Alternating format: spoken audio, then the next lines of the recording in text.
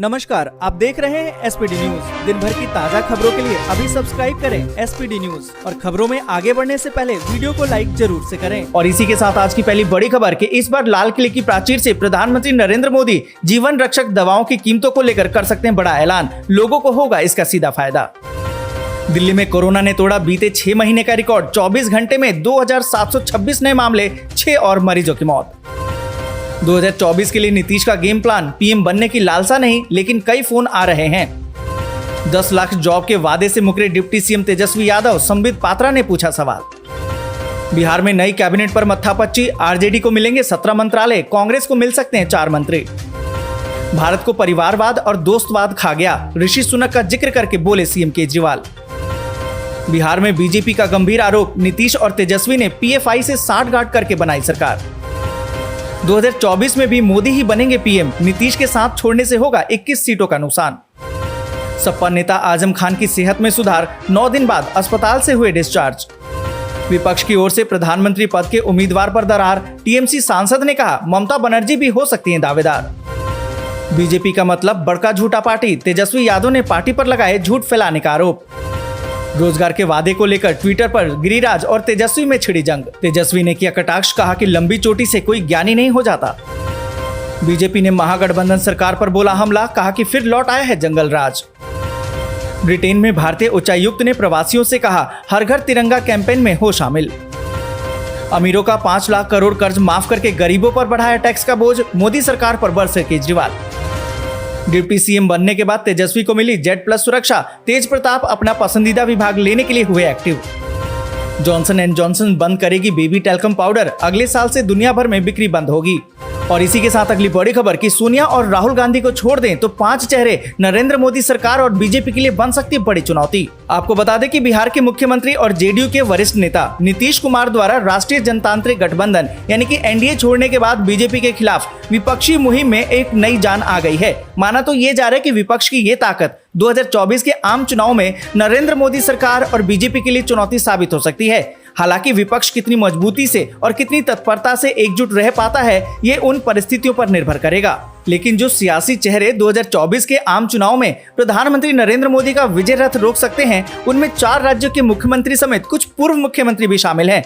बात करें नीतीश कुमार और लालू यादव की, तो बिहार में लोकसभा की कुल 40 सीटें हैं। इनमें से 17 पर फिलहाल बीजेपी का कब्जा है और बदली हुई राजनीति फिजा में जेडीयू, राजद और कांग्रेस के पास अब 19 सांसद हैं। वहीं ममता बनर्जी की बात करें तो प्रधानमंत्री मोदी के लिए चुनौती बनकर उभरे दूसरे बड़े मुख्यमंत्री के रूप में ममता बनर्जी हैं, जिन्होंने पश्चिम बंगाल में लगातार तीसरी बार सत्ता में वापसी की है। बीते कुछ साल में पश्चिम बंगाल विधानसभा चुनाव की बात करें तो उनकी पार्टी टीएमसी ने कुल 48.02% वोट हासिल किया है, जबकि उनके खिलाफ पूरी ताकत से मैदान में उतरी बीजेपी और टीम मोदी को 27.81% वोट हासिल हुए हैं। साथ ही आपको बता दें कि तेलंगाना के मुख्यमंत्री के चंद्रशेखर राव यानी कि केसीआर लंबे समय से पीएम मोदी की आलोचना करते रहे हैं। दोनों नेताओं में सियासी मतभेद इतना है कि हैदराबाद में पीएम मोदी की अगुवाई करने भी केसीआर नहीं गए। साथ ही आपको बता दें कि तमिलनाडु के मुख्यमंत्री और डीएमके के नेता एमके स्टालिन तमिलनाडु में बीजेपी की राह में बड़ा कांटा है। 39 लोकसभा सीटों वाले इस राज्य में 2019 के लोकसभा चुनाव में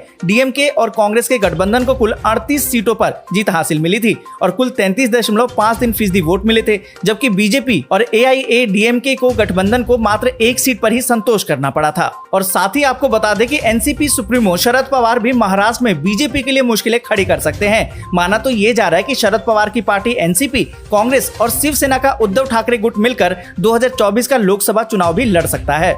और साथ ही आपको बता दें कि 2019 के लोकसभा चुनाव में महाराष्ट्र की कुल 48 सीटों में से 23 पर बीजेपी ने जीत दर्ज की थी और उसकी सहयोगी शिवसेना ने 18 सीटें जीती थी। और इसी के साथ आज की बड़ी खबर कि देश में नहीं थम रही है कोरोना की लहर, एक बार फिर से 16,000 के पार आए नए मामले। आपको बता दें कि देश में एक बार फिर से कोरोना ने रफ्तार पकड़ ली है। केंद्रीय स्वास्थ्य मंत्रालय के अनुसार बीते 24 घंटे में कोविड संक्रमितों के 16,561 नए मामले दर्ज किए गए। वहीं बीते 24 घंटे की बात करें तो 18,053 लोग इससे स्वस्थ भी हुए हैं, पर 1,23,535 अभी भी एक्टिव केस दर्ज हैं।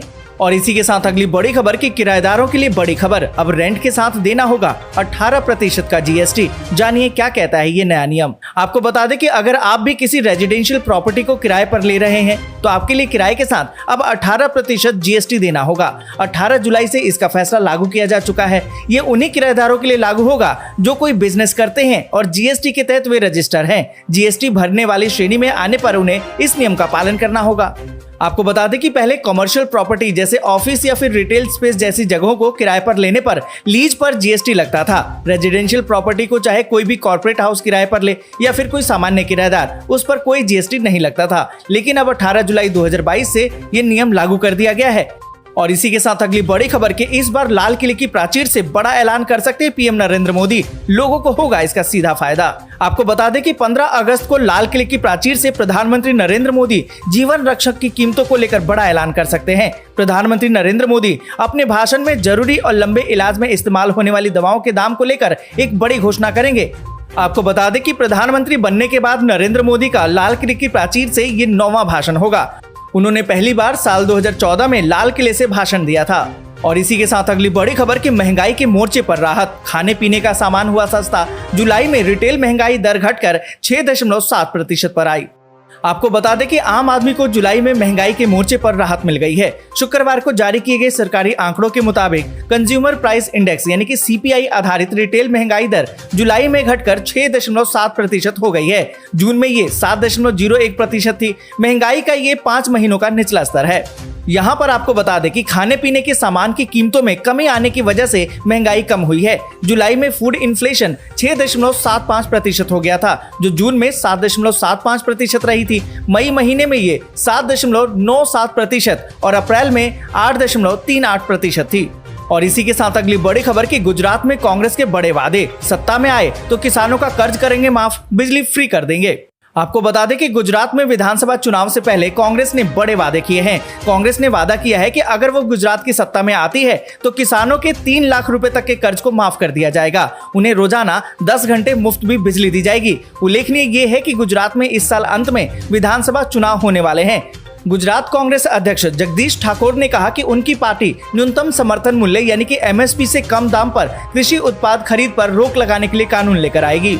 और इसी के साथ अगली बड़ी खबर कि नोएडा में अब और महंगी हो जाएगी प्रॉपर्टी। अथॉरिटी ने बढ़ा दी है प्लॉट के दाम। आपको बता दें कि नोएडा अथॉरिटी ने 3 साल के अंतराल के बाद जमीन की कीमत बढ़ा दी है। अथॉरिटी ने लगभग सभी कैटेगरी की जमीन के रेट में इजाफा कर दिया है। अथॉरिटी ने जमीन की कीमतों में 20 से लेकर 30% की भारी बढ़ोतरी की है। यहाँ पर आपको बता दें कि नोएडा अथॉरिटी ने ए से लेकर डी कैटेगरी तक के रेजिडेंशियल प्लॉट के दाम में 20% का इजाफा कर दिया है। ये प्लॉट अब तक 39,440 रुपए से लेकर 92,950 रुपए प्रति स्क्वायर मीटर तक आवंटित होते थे। हालांकि अथॉरिटी की तरफ से A+ कैटेगरी रेट में किसी भी तरह का बदलाव नहीं किया गया है। और इसी के साथ अगली बड़ी खबर कि फिर न लगाना पड़ जाए लॉकडाउन, तेजी से फैलता है ओमिक्रॉन का नया वेरिएंट। दिल्ली में आधे मरीजों में पाया गया।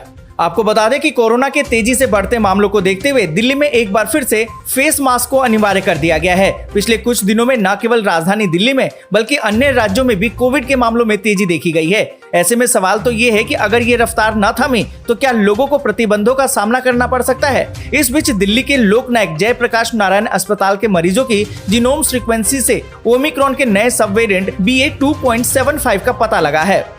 एक रिपोर्ट के मुताबिक अस्पताल में कोविड के मरीजों में ज्यादातर में ये वेरिएंट पाया गया है। चिंता की बात तो ये है कि इसके फैलने की रफ्तार पहले वाले वेरिएंट से ज्यादा है।